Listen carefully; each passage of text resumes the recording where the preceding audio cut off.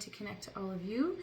So I use a pendulum just to help move the energy through my body, because when I'm getting messaging, it comes at me from my upper right side, and to allow it to kind of move through me, I just use a pendulum. But I also use a pendulum just to ask permission. It's that kind of connection. So I just ask permission to connect to you. So can I, man, I'll hold it up so you can see.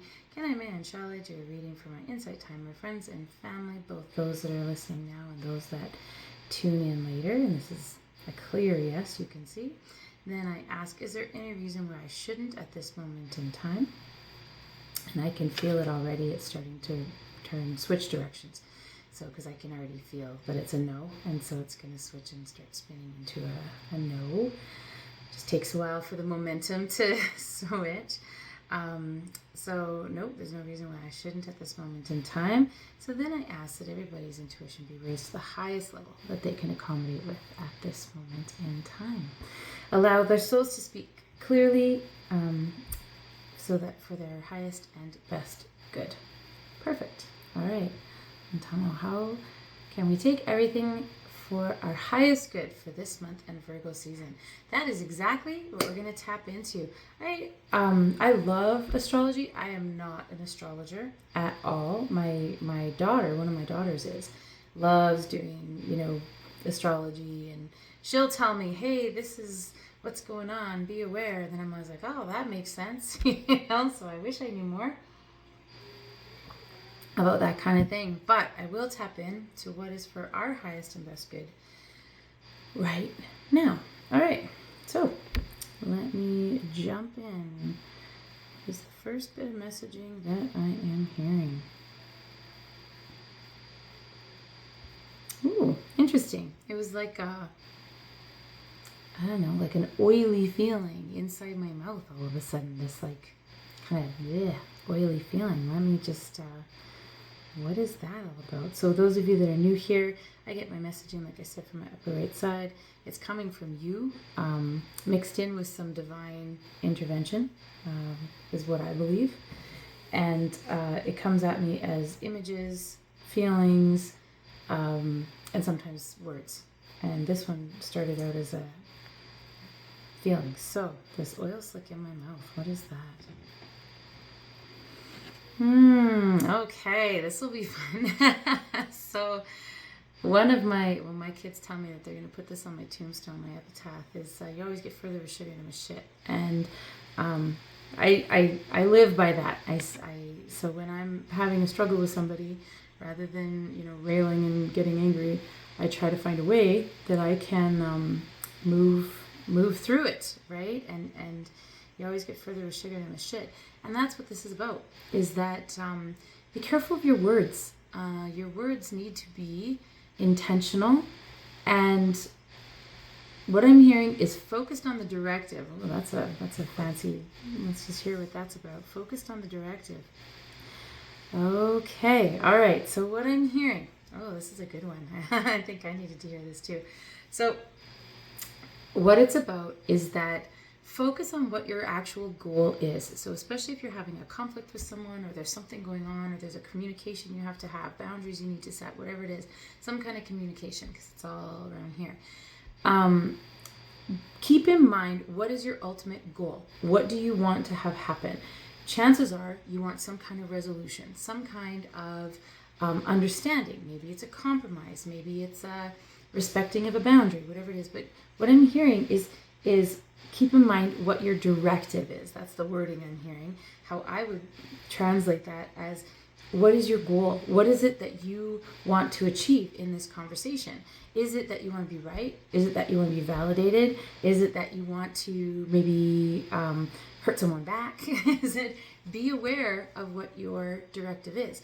Because sometimes if our directive is actually to have a boundary met, or a conflict resolved, or something achieved, right? Depending on how you come at it, you're more likely or less likely to get a result. And what I'm hearing is that if we come at it with like the feeling I had in my mouth was this like icky oil, right? This like icky oil kind of coating everything. The reason it's like that is because if we've said things that we can't take back, or that, make things worse, it kind of coats everything from then on, right? Like as you have further conversation, those previous conversations are remembered and influence it. So as you were having conversations this week, especially difficult ones, especially ones where you're trying to achieve something, keep in mind, what is it that you want to achieve? I actually just recently had this conversation with a friend of mine. One of my other jobs, I do this, but I also am an administrator at a school. And I deal with parents a lot. And sometimes, I'll be honest, it's frustrating because, you're thinking, this is common sense, but it's not. I always try to go, okay, I'm not going to judge because I don't know what they're going through. I don't know, maybe getting up and showering is the best they could do that day. However, sometimes I do have to have some conversations. If and a friend of mine said, I couldn't do your job because I would be losing my temper all the time. For one, I always think of them as somebody's child, so that if I am upset with them, I think of them as somebody's child that needs to be educated as opposed to punished, right? Or that kind of thing. And so if I come at it, if I was like, come at it angry and this is what needs to happen and da-da-da, I'm not going to get any further. They're going to shut down. They're going to become defensive, and I'm not going to get what I actually want. My directive is for us to be allies working together for the support of their child. If I come at them, or if they come at me guns blazing, that's going to be harder too. So what I'm hearing is, remember your directive. What is it you want to do? And what is it that you want to achieve in that conversation? Because depending upon what you want to achieve and what you want to do, that's going to temper how you're going to use your words. How are you going to communicate? If you ultimately want the boundary to be respected, coming at with like, you never do this and you never do that and you always do this, that's not going to help you get that boundary set, right? As opposed to, this is what I need. This is what I expect. This is my boundary. I'm going to ask you to respect it, very different than you never did, So bear in mind when you're having conversations this week of what is your actual goal, right? And then also check ourselves with our goals. Is our goal to be right? Is our goal just to be heard? Is our goal to hurt someone back because they hurt us? Is our goal, like, what is it, right? And once you think about your goal, then temper your words and your communication so that you're achieving your goal. The actual wording I'm hearing is your directive. Whatever your directive is, temper your words so that you're achieving that directive, as opposed to coating it with a nasty oil slick that you're going to taste for days to come, weeks to come, months to come. Next time you have a conversation with this person. Yeah, choose your words carefully. There's a fantastic book called The 4 Agreements. Why do I always blank on the name? But it's one of my favorite books. Riaz Miguel something. Okay, I can't remember. 4 Agreements, fantastic book.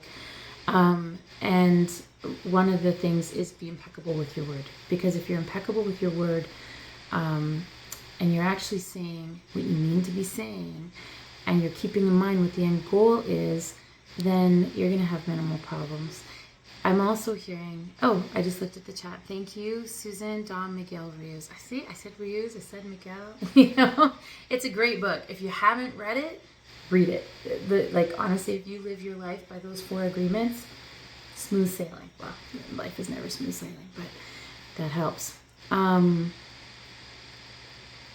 Just listening for more messaging. Okay. So what I'm hearing is also, when you're keeping in mind your directive, when you're keeping your mind on your communication, be aware of how you are using words, right?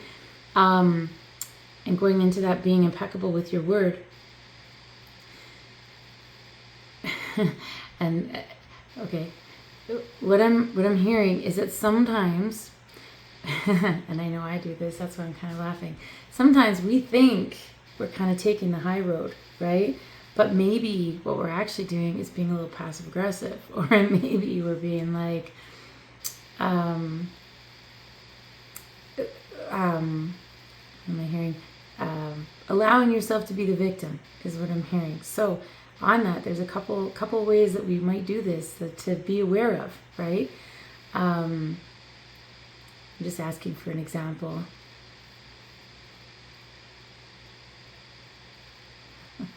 I don't want to give that example. I was just giving an example to tell you, but you know, it makes me feel vulnerable. How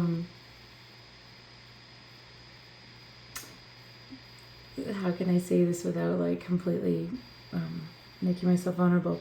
In a situation when I was feeling a little bit like I wasn't being made a priority in a situation that I felt like I should be a priority. Instead of just saying, you know, what are your plans? What are you doing? Whatever.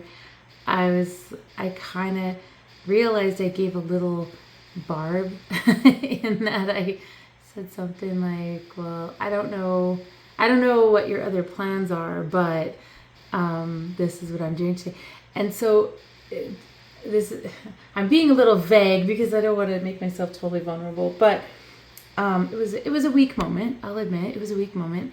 Instead of being clear with what I wanted, which was I'd like to spend some time and I'd like you to prioritize spending time with me.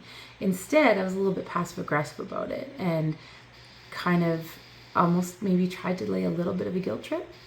So what I'm hearing is be aware of how you're using your words. If what you want is, I want you to spend more time with me, then be clear. I want you to spend more time with me. And as opposed to dancing around it and maybe laying a guilt trip, or maybe being passive aggressive, or maybe playing the victim, even in our own minds, in our own words, in our self-talk, right? Sometimes we'll instead of being clear, right? We're just, well, you know, I guess if they don't want to, then da da da. It's like, well, let's give them the opportunity to express whether they want to or not, or show us whether they want to or not, or whatever it is. I'm using my example, as opposed to kind of dancing around it. Because really, if you're kind of guilting someone into doing something, they don't really want to be there. So do you really want them there? Probably not, right? So what I'm hearing is be really clear with what your goal is. What is your directive? What is your goal?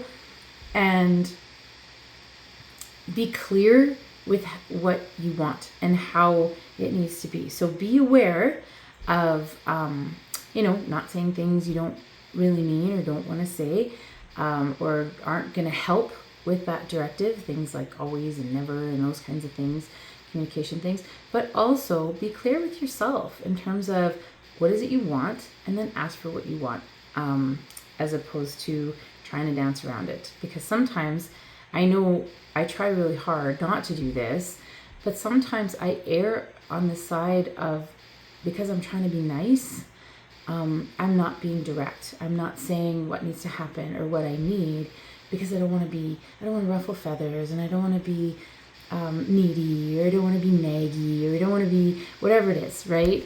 But really, if you're direct, then you give them a chance to rise to what you need or not, and then you can choose how you're going to respond from there. But if you're not direct, then they really don't know, right? And so we can't blame somebody really for not doing what we need them to do if we haven't actually told them what we need them to do. So be aware, be direct, communicate with the end goal in mind. What is your directive? What is it that you actually want out of the conversation? Sometimes we get into a trap where maybe we want to be right, or we want to be validated, or sometimes I just heard that, okay, this is a big one. Okay, so this is kind of going on to the next bit of messaging. Be aware of victim mentality. Be aware of,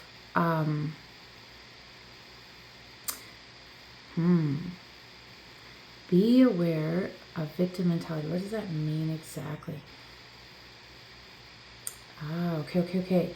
If you think like someone who is going to expect that their needs are met.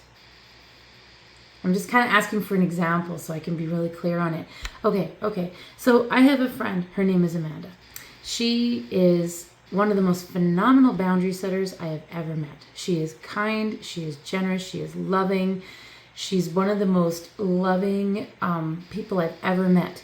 But she is so firm and clear in her boundaries that rarely are her boundaries ever crossed because she is very clear. Yet, absolutely nobody would say that she was negative or anything like that. She's very kind and warm and loving, but very clear on her boundaries. So I often, when I have to set a boundary, I say I'm channeling my inner Amanda so that I can be clear and concise with my language. And I realize that as I do that sometimes, there are times in my life, not as much anymore, but there are times when I have kind of identified with being the victim. And so it's almost like I expected the boundary to be crossed. I expected to have things go wrong. I expected to have somebody lash out at me. Maybe that's partly from the experience of my marriage, that I kind of grew to kind of expect that. But I've had to shift my thinking, and now I expect that people are going to maintain my boundaries when I set them. My problem is I don't always set them properly, but that's what I'm hearing, is avoid allowing yourself to be the victim by predicting that it's not going to work. Assume that it is going to work, and if it doesn't, you can work on, you can, set the boundary a different way, clarify, or decide to just, I'm not going to have anything to do with this situation if you can't accept my boundaries. But rather than almost sabotage it by sort of expecting those things not to be met for you, approach it like my friend Amanda, that it is going to be met. And of course you're going to meet my boundary because you care about me and you respect me. And that's kind of her attitude is like, this is my boundary. And of course you're going to respect my boundary just as I would respect your boundaries. She just has this beautiful way of making that happen. So approach things with the expectation that it's going to be met, which is easier said than done. Like I said, I was in a fairly abusive marriage, emotionally abusive, and it took a long time for me to feel comfortable saying what I needed and expect that it would be met. I still am not totally there. I'd be completely hypocritical if I was like, oh yeah, just do this, it's easy. But it's something I'm working on. But that's what I'm hearing this week is, as we're being aware of what is your directive, what is it that you're hoping for out of particular conversations or confrontations or whatnot, be clear. The other part is, don't sabotage it by believing it's not going to work before you even start. Set out with the thought of, this is going to work because I value myself and they value me. And if it doesn't work, then that says a little bit of something about how they value you or where they are on their learning curve. Maybe they need to have this is my expectation. You seem to be having trouble meeting it. What's going on? How come this is hard for you? Explain to me. Maybe we can come to a middle ground, or maybe we realize that this particular thing, we have to agree to disagree, or whatever it is, right? But the idea is this week, come at these things with the expectation that it's going to work. Don't already sabotage yourself going, okay, I'm going to set this boundary, but I know it's not going to work, or I know they're going to get upset, or I know, set the boundary as, I am worth this enough to have this boundary, so I'm worth it enough to say it and to communicate it. Good messaging. I needed to hear that. I'm glad I'm recording this so that I can listen back to it. Let me just hear what I'm hearing. Oh, good. We're talking a little bit about the 4 Agreements. Absolutely read that book. Yes, Kiana, you need to finish that book. It's so good. I should read it again, actually, now that I think about it. You're telling my story. Thank you, Melinda. When I come on here, there's parts of me that it's like, I'm just divulging my life story and all my flaws and foibles. But you know what? We're all here on a journey. I'm channeling the messaging. This is not me saying, hey, this is what we need to do. I do try to listen to the messaging so that I can hear it as well and grow from it. We're all on it together. And so, yeah, when I hear, tell them this, I'm always like, oh, okay. Do I want to tell them that? So, yes, I appreciate that you appreciate my authenticity. Allow me to embarrass myself. Okay, clear is kind. Absolutely. I love that. Clear is kind.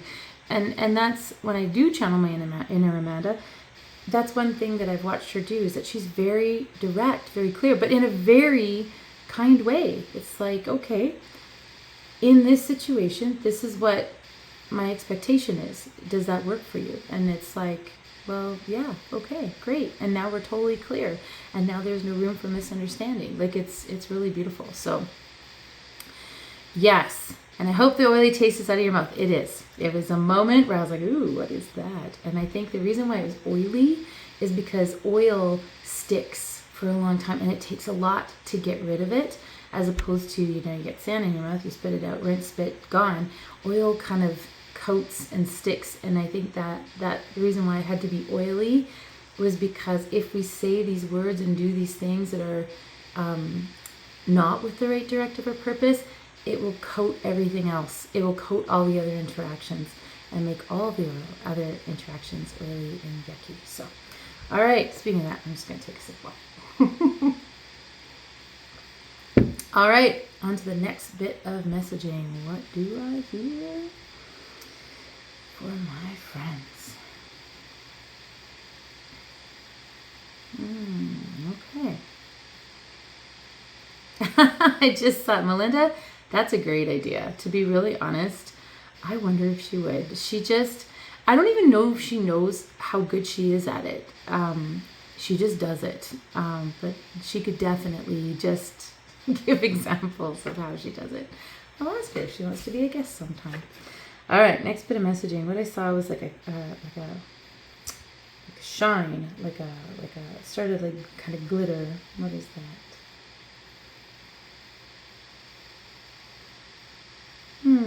Okay. Get it? All right.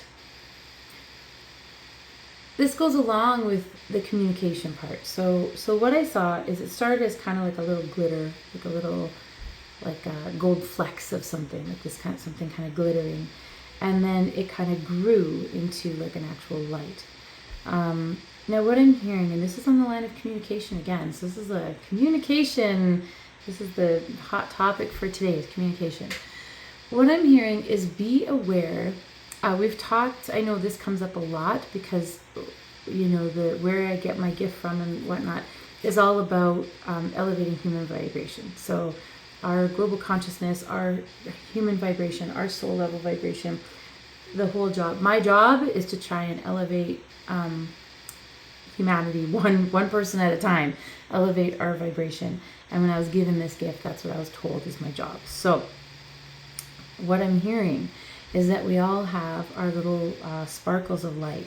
Now, we could choose, just like a candle, let's say, just like a candle, we can choose to take that candle and light all the other candles with it. Or it can be snuffed out, right? These little candles. Now, what I'm hearing, because this is in the context of communication, is that we can choose our words so as to elevate vibration or lower vibration. And that's our own vibration as well as the vibration of others. So what I'm hearing is I'm sure you have all heard. Okay. So sorry. Okay. So what I'm hearing is I'm sure you've all heard of the work of I think it was Dr. Emoto, where he did the water, and he put words, and somehow the words made the water molecules change. And so positive, higher vibrational words, love, thank you, gratitude, all that, made these beautiful shapes. Sort of more negative words made these like harsher shapes. And so what I'm hearing is that I wasn't hearing about the Dr. Emoto, but what I actually heard was we are made of our words. And so we are made of our words, what we say as well as what we take in. So if when we are having these conversations, we can choose to try to, be firm in our boundaries, set our boundaries, be clear, but use positive phrasing. Like I respect you and you respect me, and therefore I'm asking you to respect my boundaries, as opposed to, you're so selfish, you never listen to me, and you never respect my boundaries. As we are saying those words, we're not only changing our own structure, but we're changing the structure of the energy that we're putting out as well. And so what I'm hearing is be aware of the power of your words, and what I just heard, how your words can actually change you molecularly. Okay, so what I'm hearing, just like we are what we eat, we are what we say.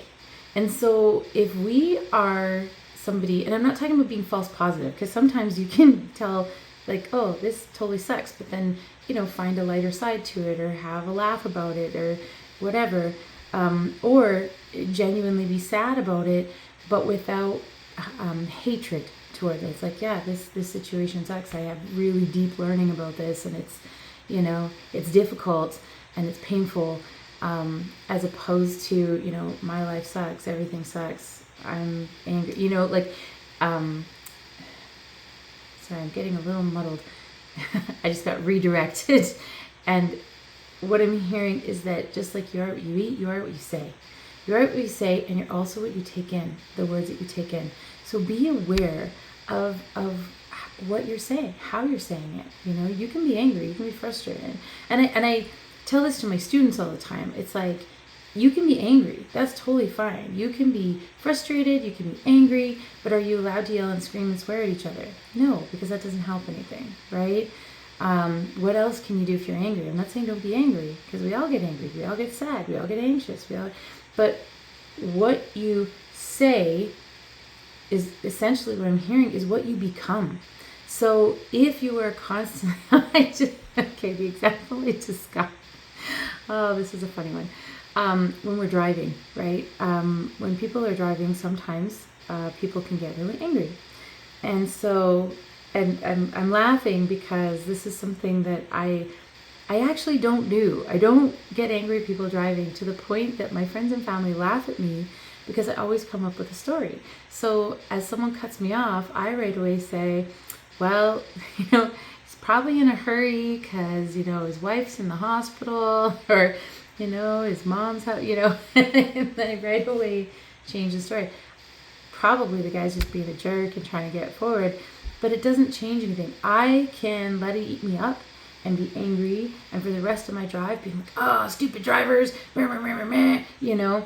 and ruin my drive.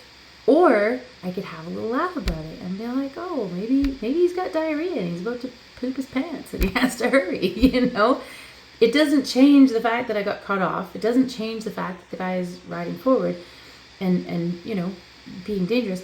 But what it does do is change my frame of mind about it. I can be angry for the rest of my drive to work because people are dumb drivers and whatever.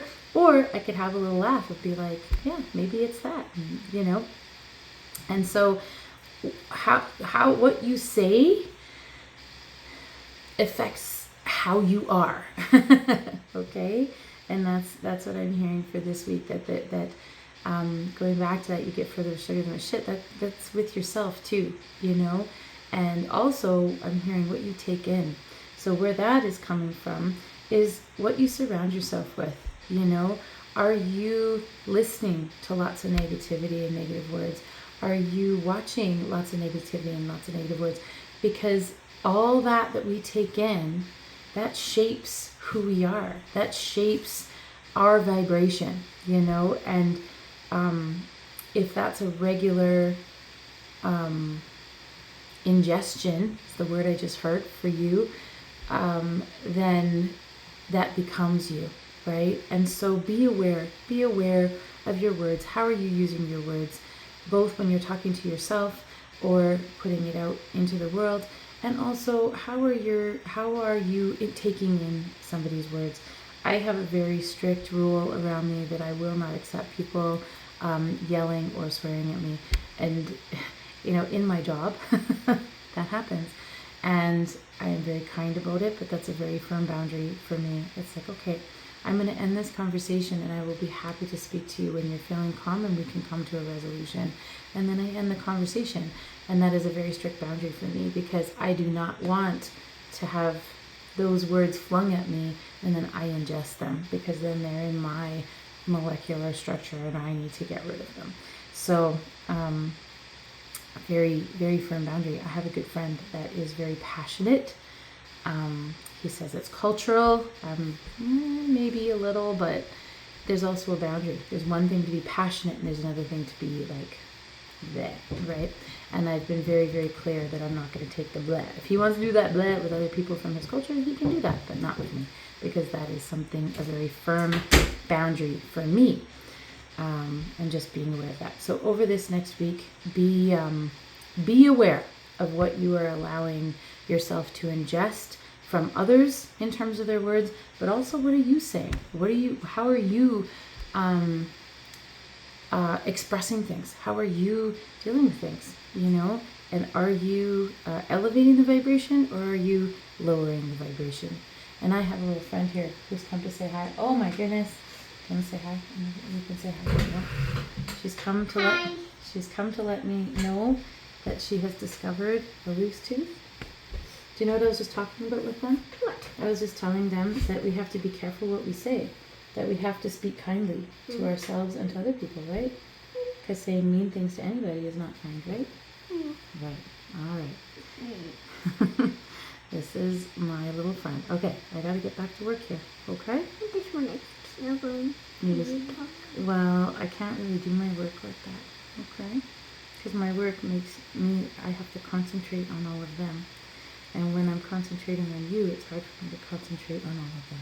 Well, you don't need to concentrate on me. I can just hang out. Do you want to just sit on the couch there? You can. You want to go sit over there? Okay, you can go sit over there. No, those have to sit there. If you want to play with some rocks, you can play with those ones over there. Which one? The ones on that shelf there. You can choose some of those to play with. Okay? There we go. All right. Let me see where I'm at. And what is the next bit of messaging? Actually, I need a glass of water. Just saw Amy out when they just want to snuggle and I have to send her away. But it's okay. Oh, but honey, you can't have a show while in here, okay? If you want to be in here, you can play with the rocks, you can color or something, but not a show. Because I find that the noise of a TV makes it so now I can't do my work. Okay? So you can watch a show in your room if you like. Or you can be in here, you can color or something, okay? Alright. Sorry. It's funny actually, that's not messaging, but that is something that I've discovered, that the more I'm in tune with this gift, the less I can have like television or things in the background. It doesn't I can't do it with TVs on. I just kind of my energy and my brain just goes to the TV. All right, I'm just looking at the chat because there's lots of chats going on. Veda Austin does beautiful picture of water crystals showing emotions. Cool. I'm gonna have to look at that.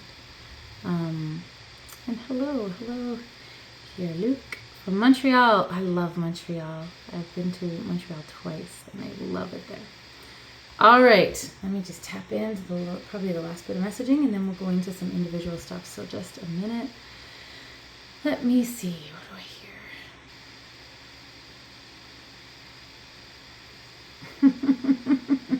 All right. So, of course, nothing's by accident, right? What I just heard is go with the flow. So, just for a minute there, as I was about to tap in, I was like, okay, I gotta like refocus, redirect, get myself back, my head back in the game. And what I heard is there's a gift to go with the flow. So life is not, I mean, if anybody here has this completely smooth sailing life where everything goes just like zip, zip, then, you know, good for you. But life is not like that. Life throws us curveballs all the time. And some of those curveballs are big and some of those curveballs are little. And, you know, there's even those like, don't sweat the small stuff and stuff like that. But what I'm hearing is that go with the flow, that there is direction and purpose and reason, and in every action, interaction, situation, there is learning available. There is something to be gained, something to be had, something, I just heard to be conquered, whatever that is, something to be conquered. Interesting.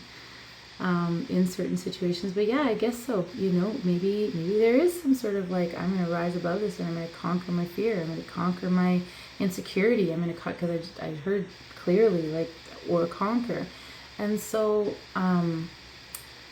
you know, sometimes it's about okay, so now I just heard when I was at work on Friday last week, that was our first day with all the kids at kindergarten and everything, and there was some curveballs, we should say. There were some curveballs thrown at us, and we had to navigate, you know. And I'll be honest, it was a hard day. I jumped in and I had to do a lot, and I could have been angry and I could have been frustrated with some of the curveballs because some of them could have been avoided with some communication.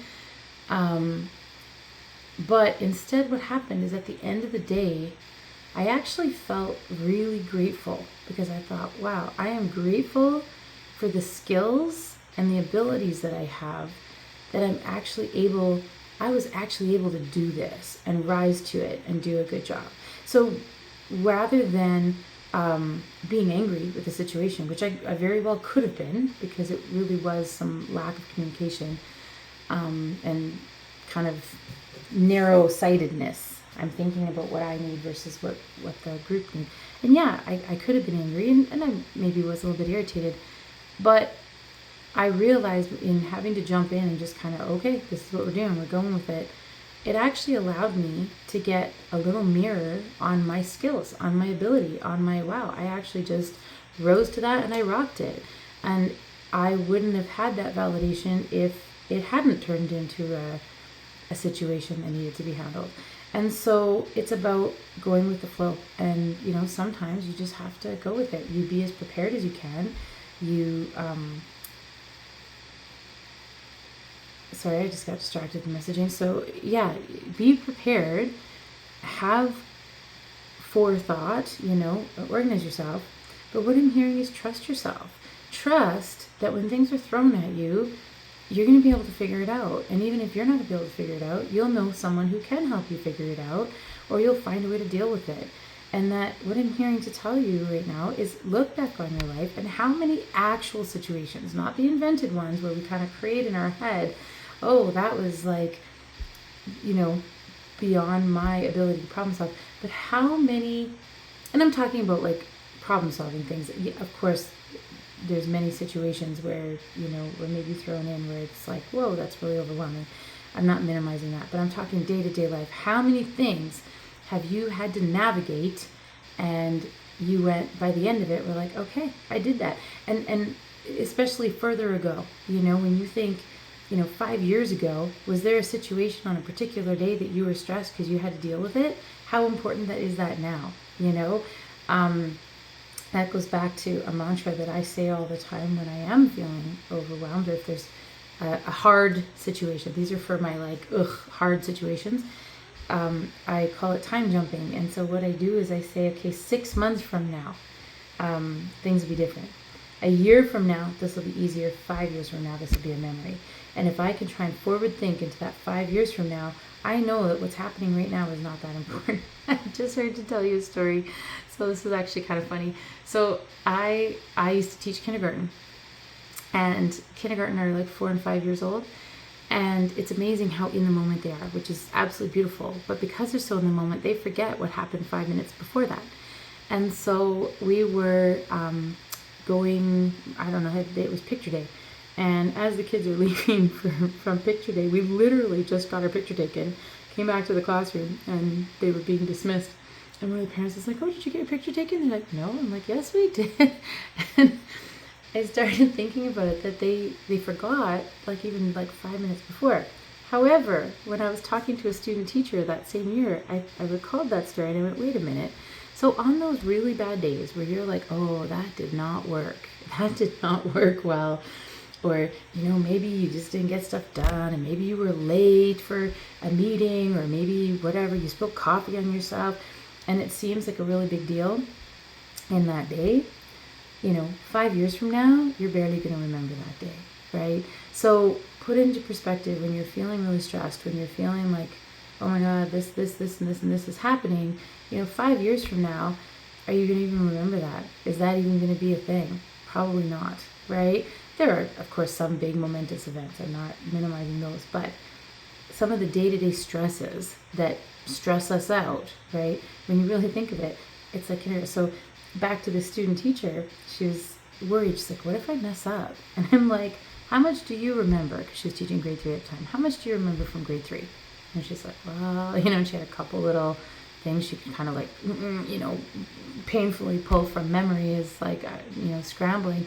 And I'm like, well, there you go. Do you think you remember every lesson that didn't go well for your teacher? Do you remember every single, thing that happened? No, right? And so, does it feel like a big deal at the time? Maybe. Can we learn from it? Yes, absolutely. Can you take it in and go, okay, I'm going to do something different next time so that I don't have that situation again? But is it something to hold on to and beat yourself up about, and oh my God, and this happened, blah, blah, blah. 5 years from now, most of those really stressful events, are really nothing. Like the day I had on Friday, yes, was it really stressful that day? Absolutely. I earned my salary all in one day that day. However, it's if even a month from now, I may remember parts of that, but honestly, it's a day, it's a blip, it's whatever. So put it in perspective. If you're feeling stressed about those kind of, days that just aren't going well, you locked your keys in the car, whatever, they're not the end of the world. It's go with the flow. Just go with the flow. This is what's happening. Okay, this is what's happening right now. Here we go. We're going to do the best we can. Do the best we can to avoid it next time. Learn from it, but don't hold on to it. Right? There's no point. There's no point. It doesn't hurt serve you. It doesn't serve anybody. Just go with the flow. Let it go. All right. I just saw. Wow, Sally, are you serious? Let me find out what. I've written a new book called Lessons and Blessings, Synchronicity. Beautiful. I am, by the way, totally okay with people, within reason. I don't want to turn it into like a big advertising platform. But if you have something, like you've written a book and it's on the very topic I'm talking about, please feel free to share it. I'm more than happy to allow that platform to happen. As long as here I am, setting a boundary. And I'm going to do it very clearly and concisely with love. I'm going to ask you to respect that I don't want people to feel like they're being advertised to and kind of pushed or pressured. However, if you have something to contribute that's relevant to the messaging that you've created and it comes from that place of love, then absolutely feel free to briefly share it in the chat. I'm happy to allow that to happen. Look at me practicing, channeling my inner Amanda. Actually, I don't need to channel Amanda. I'm just channeling myself, allowing myself to set boundaries. I've got this. All right. Let me just hear, is there any messaging for us as a group? Just became aware of my teeth. Why am I aware of my teeth all of a sudden?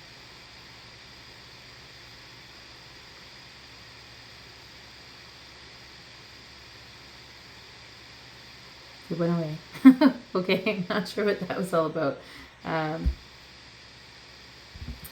Sometimes, I don't know. That didn't make any sense. All right, here I am. Maggie, probably because I'm clenching my jaw all the time. Actually, it was my front teeth. What was it? Oh, okay. I love this message. All right. It goes along with go with the flow. So probably because my granddaughter, she's lost like 5 teeth and she's got this big space in the middle. And it's you know, you lose the teeth and your teeth grow back. You lose something, something changes, you know, and it's that go with the flow. Sometimes it's not. All right, here I am at 49 minutes. Oh, goodness. Hold on a second. Oh, Kiana, like just now? You just learned? I'm so sorry. What? Oh my goodness. Okay, sorry. I'm going to stop